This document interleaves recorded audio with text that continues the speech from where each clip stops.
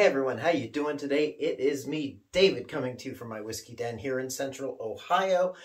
I thought I would kind of go a little bit back to basics today.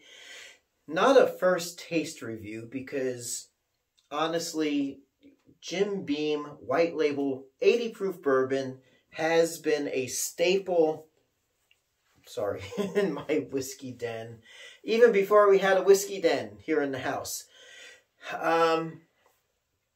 It's a mainstay on so many people's shelves, I do believe, because of its affordable price, its wide accessibility, and the name Jim Beam is synonymous with Kentucky bourbon. So let's get to it. As you can see, I already poured this.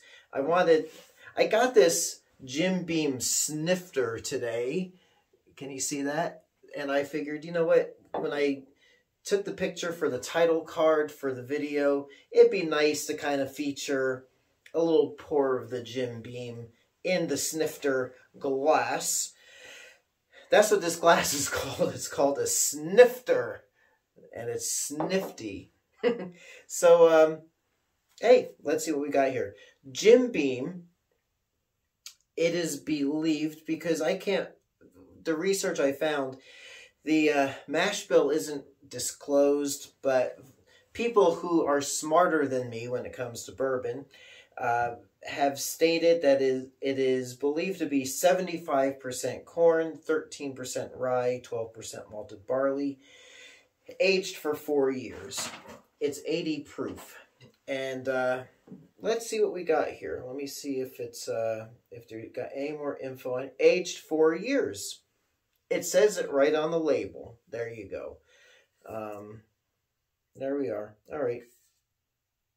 Let's see how it is, right?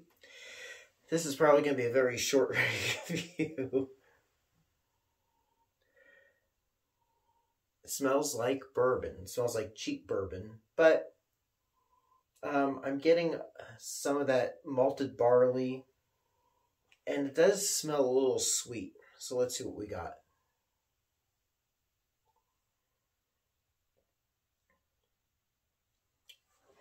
Getting some sweetness right up front. Getting a lot of sweetness, actually. It's also got a little bit of a watery taste to it. Not that it tastes watery, but it's not strong and obnoxious.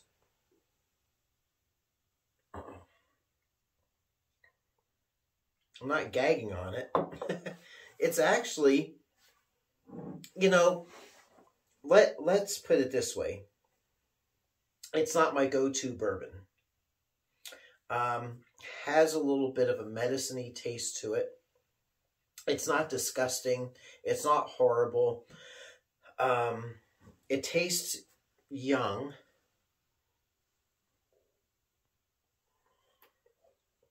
But, you know, getting a little bit of that char at the end.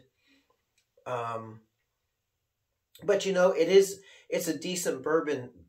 I wouldn't really drink it straight like this. It would not be a go-to, like, sipping bourbon. However, I do know from experience when I've made like 7 and 7s, instead of using Seagram 7, I would use a stronger tasting bourbon such as the Jim Beam.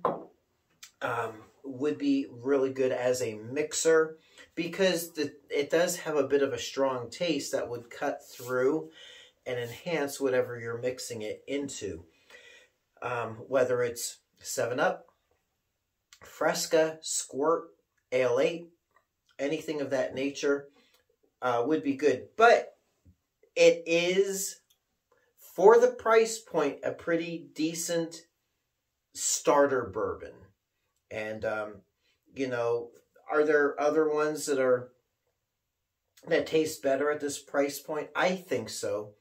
But I should do just a totally blind, you know, 80 proof tasting, because I'm starting to get into those blind tastings. But, you know, again, on its own, not bad. It's not gag worthy. It's pretty decent, you know, so hey. if you're looking for something that's iconic, legendary in the bourbon family that will not break the bank, Jim Beam would probably do it for you. But if you're looking to actually have a sipping bourbon, there are several other selections in this price point neighborhood that you might want to grab instead. But, you know, again, if you're starting your own whiskey den or your collection, Jim Beam should be in there anyway. So there you go. Little brief review about this Jim Beam. So until next time, it's me, David, coming to you from my whiskey den here in Central Ohio. I hope your next pour is indeed your best pour. We will catch you soon, and thanks so much for watching. Hey everyone, if you like what you see, please like and subscribe so you can be notified of future videos as they drop. Thanks for watching.